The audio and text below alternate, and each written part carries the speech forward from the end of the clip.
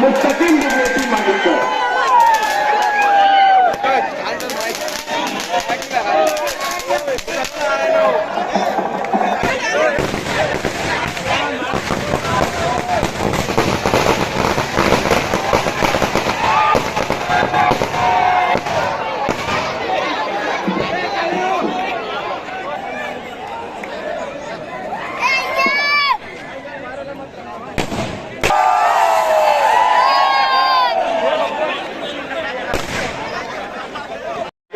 इस तरह की हरकत जो की जा रही है उस पर कहीं ना कहीं रोक लगे। आज का जो जलसा है वो ये स्कूल में रखा गया है और ये शहर का जलसा नहीं है, ये शहर की मीटिंग नहीं है, ये आगरा रोड के शुमाली हिस्से की मीटिंग है और आगरा रोड के शुमाली हिस्से के लोगों को ही इस मीटिंग में बुलाया गया। मगर यहाँ आने के बाद जो लोगों की तादाद मुझे नजर आ रही है वो हमारे लिए आने वाले वक्त के लिए, समाजवादी के लिए, इस शहर के लिए बड़ी हौसलामंद बात है कि इस शहर में एक मिली जोड़ 1999 से दो लोगों की जोड़ी जो इस शहर को तबाह और बर्बाद कर दी। आप देखेंगे कि मुल्क में, रियासत में कहीं भी कुछ हो जाए उस वक्त तक कोई सियासी लीडर, कोई सियासी पार्टी नहीं बोलती है जब तक हम नहीं बोलते। सब ये देखते हैं कि मुस्तकिल बिजनेसी बोला कि नहीं बोला, समाजवादी के लोग बोले, अगर वो बोले उनके ऊपर पुलिस ने कुछ की कि नहीं की। जब ये महसूस कर लेते हैं कि उनके बोलने के बाद पुलिस ने उनसे कोई कार्रवाई नहीं की तो फिर वो सिलसिला शुरू होता है यूट्यूब वालों को बुलाने का, आप में बयानबाजी देने का। अरे कम अकलो, मुस्ताक रसूल के सवाल का तो वाहिद हमने से ये जेल में गए और हम उसको मेडल की तरह इस्तेमाल करते हैं। यहाँ हमारे नाते भाई हैं, शेरू भाई हैं और भी 12 नंबर के लोग हैं जिन्होंने महीनों जेल में गुजारा। हम आज भी ये मानते हैं कि अगर कोई गुस्ताखी करेगा हमारे नबी के साथ तो हम न जेल जाने से डरते हैं, न लड़ने मरने से डरते हैं। हम हर चीज बर्दाश्त कर सकते हैं जिंदगी में, मगर कभी रसूल की शान में गुस्ताखी ये हम बर्दाश्त ही नहीं कर सकते। वो 12 नवंबर का भी वाकया, जब 12 नवंबर हुआ तो सबसे ज्यादा इफेक्ट जो हिस्से में पड़ा वो आगरा रोड का शुमाली हिस्सा था। यहाँ के सैकड़ों नौजवान जेल में थे, सैकड़ों नौजवान जो थे वो परेशान थे। लेकिन उस वक्त भी यहाँ समाजवादी की सदर है, मैं खुद भी जेल में गया, उस वक्त भी हम जो है बराबर रहनुमाई करते रहे, कानूनी भी और जमहूरी तर्ज पर भी। एक डर और खौफ का माहौल बन गया था। हम ये बात जरूर मानते हैं कि कानूनी तौर पर मदद अगर 12 नवंबर के सवाल पर किसी ने किया तो आपके लोग थे, निहाली लोग थे, जो कभी पुलिस से नहीं डरे, जो कभी किसी गुंडागर्दी से नहीं डरे। मगर मुझे बड़े अफसोस के साथ कहना पड़ रहा है कि एक जोड़ी है जो मुसलसल इस शहर में, इस शहर की तरक्की के नाम पर सिर्फ और सिर्फ इस शहर को ठगा हुआ महसूस कर रही है। ना ही वो कोई तरक्की का काम करते हैं, ना इस तरह की कोई बात करते हैं जिससे तरक्की हो। जातियात पर जो लोग बात करते हैं, जातियात पर तकरीर करते हैं, ना उनके पास शहर के डेवलप करने की कोई प्लानिंग है, ना उनके पास फिरका परस्तों के लड़ने की कोई प्लानिंग है। फिरका परस्तों की लड़ने का क्या सवाल आता है? दोनों ही लोग अलग अलग जोड़ी जो है वो एक शिवसेना शिंदे के साथ है, एक बीजेपी के साथ है, सिर्फ तरीका अलग है। मगर वो ये समझते हैं कि मालेगांव शहरियान को कुछ समझता नहीं है, उन्हें ये कोई भी झांसा देंगे वो झांसे में आ जाएंगे। ऐसा इस शहर में हो नहीं सकता। आप देखेंगे 2019 का संसदीय इलेक्शन आगरा रोड के शुमाली हिस्से में निहाली वर्कर ही थे जो आसिफ शेख खानवादे के खिलाफ डट कर लड़ रहे थे। आज तुम्हारे हिस्से का एक आदमी, मैं उसका नाम नहीं लूंगा, 2019 के इलेक्शन में मुफ्ती साहब को कहीं नजर नहीं आया। जिस दिन पोलिंग थी उस दिन वो बंदा बैठा था फारहान हॉस्पिटल के आगे होटल पर। मुझे मुफ्ती साहब के अगर कोई मानने वाले लोग होंगे वो बोल देंगे यहाँ पर जो आज सबसे करीब है वो पोलिंग के वक्त या इलेक्शन के वक्त वो कहीं रोड पर दिखा, किसी से वोट मांगने के लिए हिम्मत की, वो बिल में घुसा हुआ था। मगर आज सब कुछ उसी का, आज सब कुछ वही कर रहा है, जो वो बोलेगा वही होगा। जिन लोगों ने कुर्बानियां दी, जिन लोगों ने उनके लिए मेहनत की, जो नेहाली वर्कर थे, जो मुफ्ती साहब के मानने वाले थे, जो रोड पर रहे, जो उनसे लड़े, जो उनसे भिड़े, उनको क्यों नहीं पूछा गया? सभी एंटी करप्शन पर हमला हुआ, सबसे पहले मैं सिविल हॉस्पिटल पहुंचा। उस वक्त के डीवाईएसपी साहब, मैंने उनको कहा 26 जनवरी के आसपास का मामला था, 1-2 दिन का फर्क था। मैं बोला अगर इनके खिलाफ सख्त कार्रवाई नहीं की गई, शेख आसिफ का भाई शेख वहाब जिसने हमला किया उस पर अगर सख्त कार्रवाई नहीं की तो शिवाजी पुतले के पास धरने पर बैठूंगा। सिर्फ ये जुमला था कि इतनी सख्त कार्रवाई हुई कि महीनों जेल में रहे। रिजवान सर के घर पर जब फायरिंग हुई उस वक्त भी सबसे ज्यादा हमने पुलिस डिपार्टमेंट से दबाव बनाया। जो जो लोग इनके साथ थे, वो बड़े नाम हो कि छोटे नाम हो, वो इनकी गुंडागर्दी के खिलाफ कभी उनकी कोई मदद नहीं की गई, उनके साथ खड़ा नहीं रहा गया। मैं आपको एक बात का यकीन दिलाता हूं कि इस शहर में इनकी गुंडागर्दी के खिलाफ अगर हमारे किसी वर्कर को, समाजवादी के किसी मानने वाले को, नेहाली सोच रखने वाले को, अगर इन्होंने आगरा रोड के शुमाली हिस्से में एक भी तकलीफ दी तो सबसे पहले समाजवादी के जिम्मेदार सीना तान के उनके सामने खड़े रहेंगे। ये वादा मैं आगरा रोड के शुमाली हिस्से के तमाम ही लोगों से करता हूं। जो मुफ्ती साहब को मानने वाले होंगे वो भी मुझे ही कॉल करते हैं, मुझे ही बुलाते हैं। आज भी मैं उनको भी यकीन दिलाता हूं कि मैं आपके लिए, आप किसी को भी मानने वाले हो, अगर आपके खिलाफ जुल्म होगा, आपके साथ नाइंसाफी होंगी तो मैं आपके लिए भी खड़ा रहूंगा। समाजवादी पार्टी खड़े रहेंगी, हमारे शेर महाराष्ट्र अबू आसिम आजमी साहब आपके साथ खड़े रहेंगे। अब हमारी पार्टी को भी अब बड़े बड़े लीडर मिल गए हैं। हमको पहले की जरूरत नहीं थी, शहरी सतह पे हमारा दबदबा कल भी था, हमारा दबदबा आज भी है, हमारा दबदबा आगे भी रहने वाला है। मगर आज हमारे पास एक लीडर है अबू आसिम आजमी के नाम का। अगर कोई भी अपने आप को बहुत गुंडागर्दी करके कोई इलेक्शन के वक्त उनको डरा धमका कर कोशिश करेगा तो हम हर तरीके का मुंहतोड़ जवाब देना जानते हैं और हम रोड पर भी जवाब देना जानते हैं। और ये पूरा शहर जानता है कि कानूनी जवाब भी हम ही दे सकते हैं, किसी और के बस की बात नहीं है। ना कानूनी कोई जवाब दे सकता है, ना सड़क पर कोई जवाब दे सकता है। ये भगोड़े लोग जो पुलिस के डंडे से भाग जाते, जो 12 नवंबर के वक्त बड़ी दबंगई से जुलूस निकालने की बात बोले, साल भर भागे भागे फिरते थे, ये ऐसे लोग आपके खिलाफ कुछ होगा तो ये खड़े रहेंगे। ये खुद के काम, ये कंपाउंड वाले जो है ना, इनका खुद का काम मुस्तकिल डिग्निटी 5 साल किया। मुफ्ती साहब के एमएलए रहने के बाद भी वो काम फैजिंग से लेके उनके पर्सनल मैटर तक मुस्तकिल डिग्निटी काम करता था।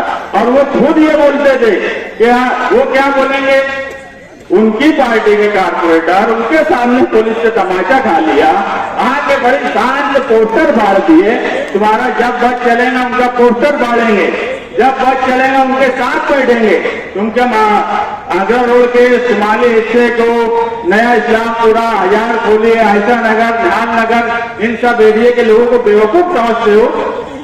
अरे इनके बस का होता तो ये जेल जाते, जेल ना ये जेल गए, ना 12 नवंबर के वक्त जब शहर सबसे ज्यादा मुसीबत में था। मैं ये मानता हूं कि मालेगांव शहर इन 5 सालों में अगर सबसे ज्यादा मुश्किल वक्त में उनके मुश्किल हालात आए तो 12 नवंबर के वक्त आए।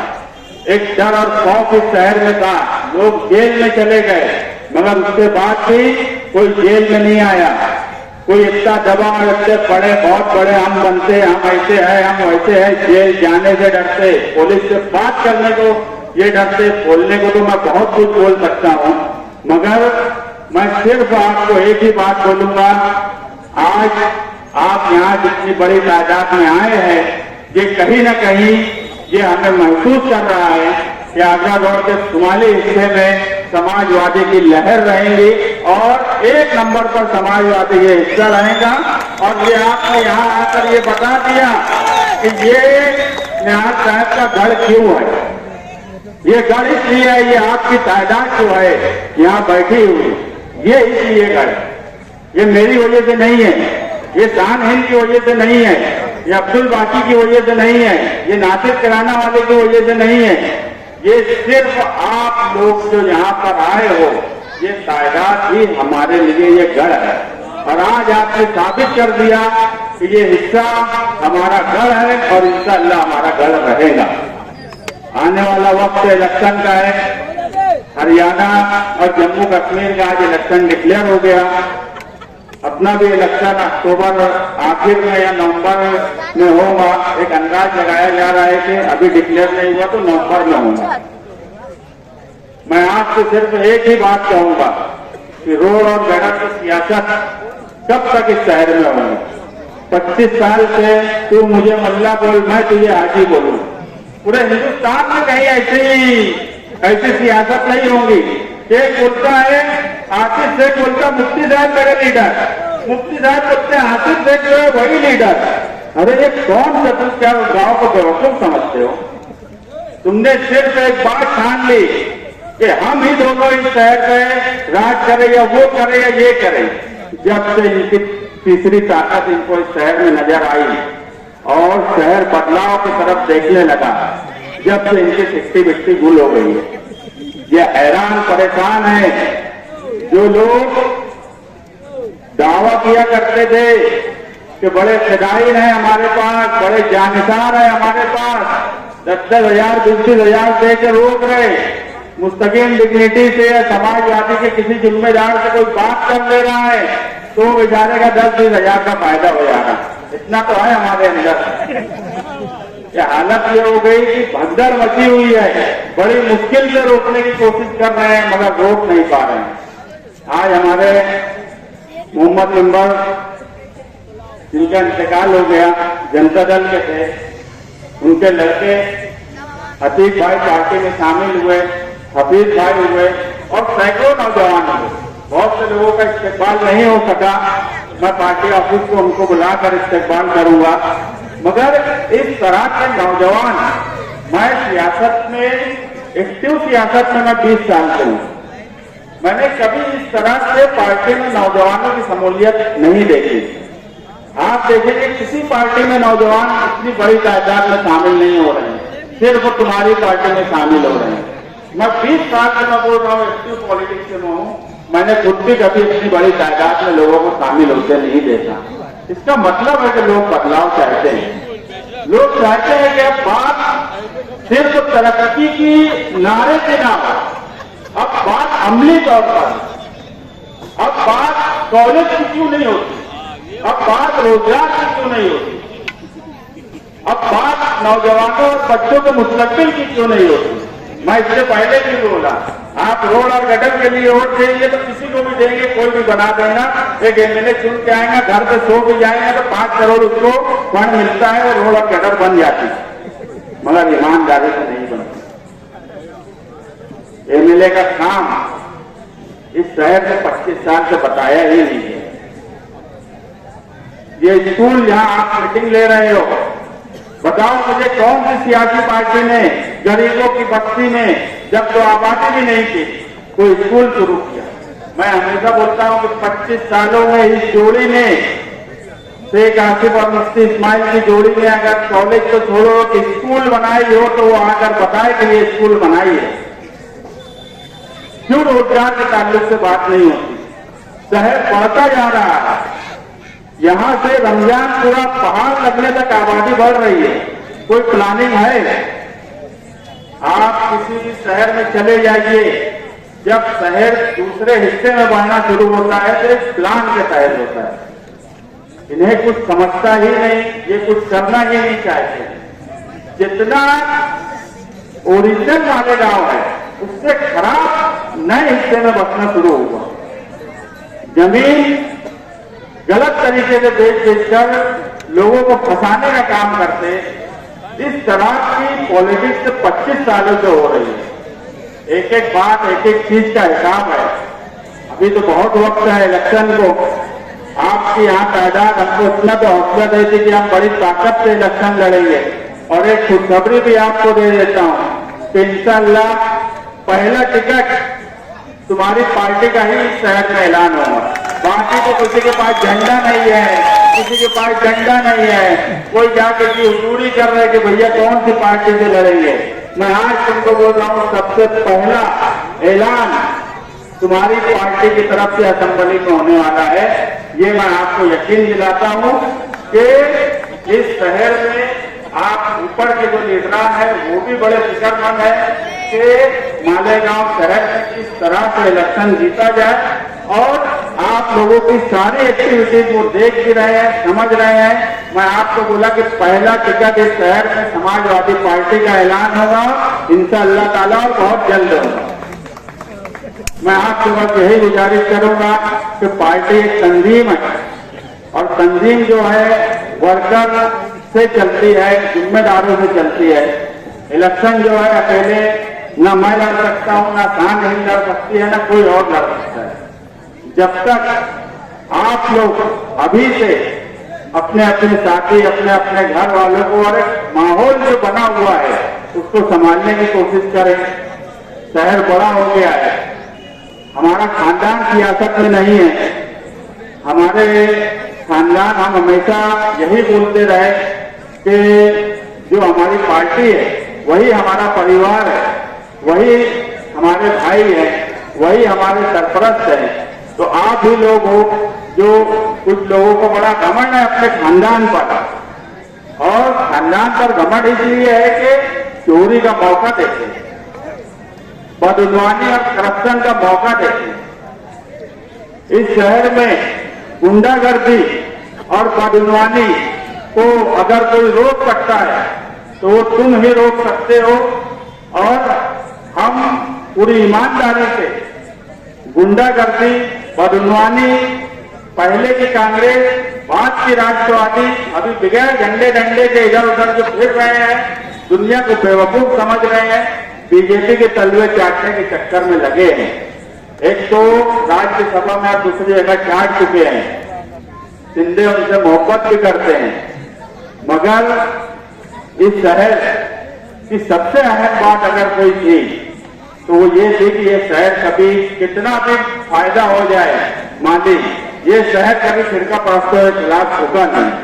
ये शहर की सबसे बड़ी बात अगर मैं कोई मानता हूं तो वो यही है कि कोई कैसे भी हालात आ गए, ये शहर फिरका परस्तों के खिलाफ झुका नहीं। निहाल साहब ने कभी फिरका परस्तों के खिलाफ इस शहर को जीतने नहीं दिया।